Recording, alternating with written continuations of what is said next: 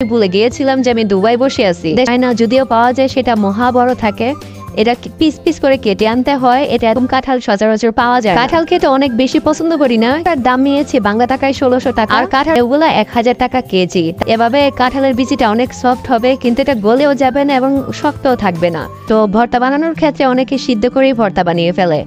না, এটা করবেন না। আপনার যদি শুটকিতে ব্যাড স্মেল থাকে ওটা চলে যাবে, কারণ সচরাচর শুটকি রান্নাতে একটু লবণের পরিমাণ সবার বেশি হয়ে যায়। কারণ আর আমি এখনো কিন্তু পেঁয়াজে বা এই মশলাগুলোতে কোনো লবণ অ্যাড করিনি।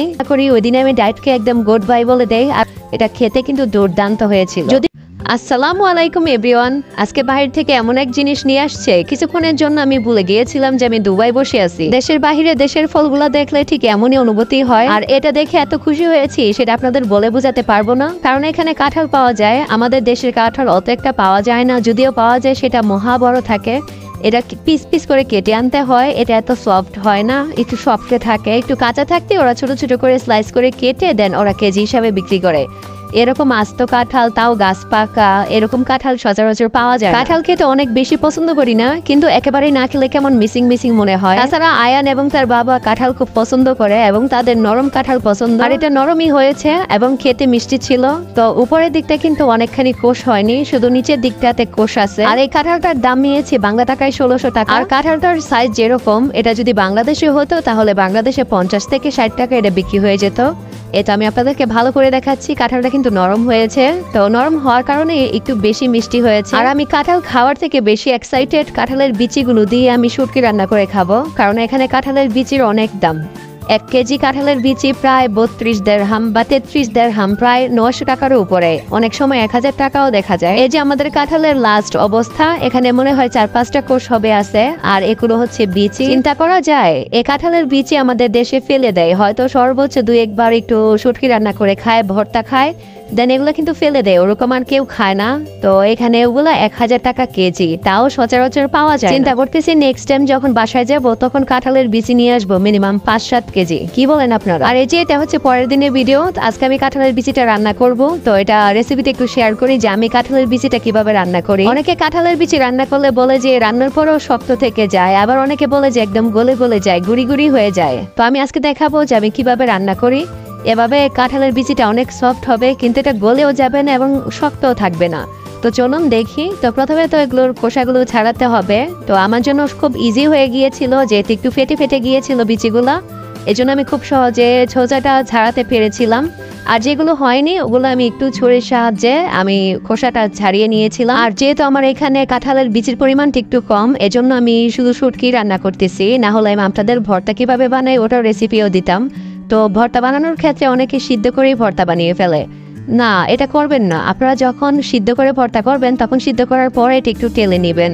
আবার অনেকে কাঁচা বিচিটাই টেলে তারপর ভর্তা করে, সেক্ষেত্রে অনেক শুকনা হয়ে যায়। ভর্তা করার জন্য পারফেক্ট রেসিপি হচ্ছে আপনি প্রথমে এটা 80% বা 90% পানি দিয়ে সিদ্ধ করে নেবেন, দেন 10% আপনি তাওয়াতে টেলে দেন এটা ভর্তা বানাবেন।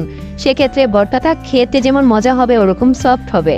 না হলে শুধু টেলে ভর্তা বানালে অনেক বেশি শুকনা হয়ে যায়। আবার শুধু যদি আপনি সিদ্ধ করে এটাকে ভর্তা বানান সেক্ষেত্রে এটা ভালো লাগে না, এটার টেস্টটা একটু পাঞ্চে পাঞ্চে লাগে। তো আপনারা আমি যেভাবে বললাম ওভাবে যারা বানান তারা তো টেস্ট জানেন, আর যারা বানান না তারা ট্রাই করে দেখবেন। তো খোসাটা ছাড়িয়ে নিলাম, এখন এটা আমি একটু সিদ্ধ করে নিব। এটা 50% এর মতো সিদ্ধ করে নিব। আপনারা যদি পুরোপুরি সিদ্ধ করে নেন তাহলে কিন্তু রান্না করতে গেলে এটা গলে যাবে, গুড়ি গুড়ি হয়ে যাবে। তো আমি এটা 80% এর মতো সিদ্ধ করে নিয়েছি। সিদ্ধ করার পরে উপরে যে পাকড়টা থাকে ওটা কিন্তু অনেকটা উঠে গিয়েছে, প্রায় অর্ধেকের মতো উঠে গিয়েছে। আর এখানে শুটকিটা আমি গরম পানি দিয়ে ধুয়ে ছোট ছোট করে কেটে নিয়েছি। আর বিচিটা যেহেতু কম এজন্য সাথে একটু আলু দিয়েছি। তো আজকে আর অন্যান্য রেসিপি শেয়ার করবো না, আমার অন্যান্য রান্না শেষ, যেহেতু রেসিপি করবো এজন্য এটাই আপনাদের জন্য রেখেছি। এখানে বাঁধাকপি ভাজি করেছি আমি ডিম দিয়ে। তো চলুন আজকে রেসিপি শেয়ার করি, অন্য কিছুতে না যাই। ফার্স্টে আমি কড়াইতে তেল দিয়ে নিলাম, এখন এখানে আমি পেঁয়াজ দিব। তো আপনারা চাইলে পেঁয়াজটা দেওয়ার আগে শুটকিটা একটু তেলে ভেজে নিতে পারেন, যদি শুটকিতে ব্যাড স্মেল থাকে ওটা চলে যাবে। তো শুটকিটা যেহেতু আমি গরম পানি দিয়ে ধুয়ে নিয়েছি এজন্য আমি দিব না, তারপর পেঁয়াজের সাথে আমি একটু ভেজে নিব। আর শুটকি রান্না করার ক্ষেত্রে লবণের পরিমাণটা একটু সাবধান, কারণ শুটকি কিন্তু সংরক্ষণ করা হয় লবণ দিয়েই। তো সেক্ষেত্রে লবণের পরিমাণটা প্রথমেই বেশি বা আপনাদের পরিমাণ মতো আপনারা দিয়ে নেবেন না, লাস্টে চেক করে তারপর দিবেন। কারণ সচরাচর শুটকি রান্নাতে একটু লবণের পরিমাণ সবার বেশি হয়ে যায়, কারণ আমরা প্রথমেই লবণটা দিয়ে নিই। আর এখানে পেঁয়াজটা নরম হয়ে যাওয়ার পরে আমি এখানে শুটকিটা দিয়ে নিয়েছি। এখন শুটকিটা আর পেঁয়াজটা আমি একসাথে ভেজে নিব। শুটকিটা কষানোর আগে যদি তেলে এরকম একটু ভেজে নিতে পারেন তাহলে কিন্তু ব্যাড স্মেল চলে যায় এবং খেতে মজা লাগে। তো এখন পেঁয়াজ আর শুটকিটা ভাজা হয়ে গিয়েছে। এখানে আমি রসুন আর আদা বাটা দিচ্ছি। এখানে রসুনের পরিমাণটা বেশি, আদার পরিমাণটা কম। শুটকিতে রসুনের রানটা খুব ভালো লাগে, খেতে খুব মজা হয়।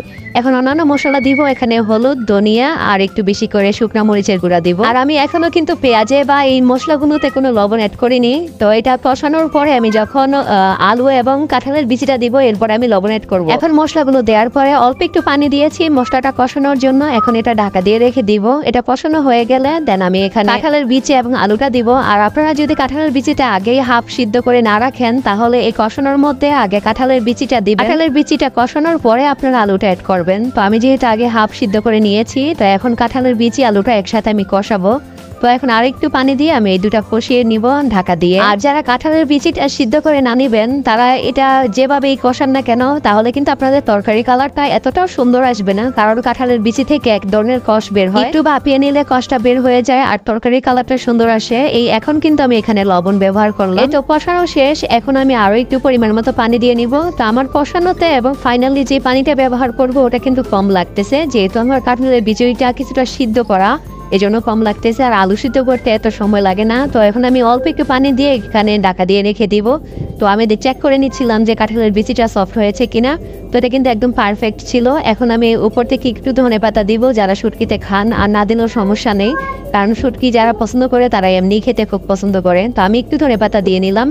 এখন উপর থেকে একটু বিচি এবং আলুটা একটু আমি ভেঙে ভেঙে দিচ্ছিলাম, যাতে একটু মাখা মাখা হয়। আর আমার কিন্তু গরুর গোস্ত ছাড়া অন্যান্য সব তরকারিতে তেলের পরিমাণ খুব কম পাবেন, কারণ গরুর গোস্তটা আমি তেল কম দিয়ে রান্না করতে পারি না। আমি গরুর গোস্ত যেদিন খাই এবং রান্না করি, ওই দিনে আমি ডায়েটকে একদম গুড বাই বলে দেই। আর অন্যান্য সবকিছুতে কিন্তু আমি তেল খুবই কম ব্যবহার করি, খুবই কম।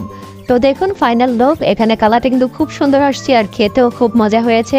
এভাবে রান্না করুন, আপনাদের কাঁঠালের বিচি শক্ত থাকবে না এবং গলেও যাবে না। এটা খেতে কিন্তু দুর্দান্ত হয়েছিল। যদি ভালো লাগে থাকে অবশ্যই লাইক কমেন্ট শেয়ার করবেন এবং জানাবেন। থ্যাংক ইউ, আল্লাহ হাফেজ।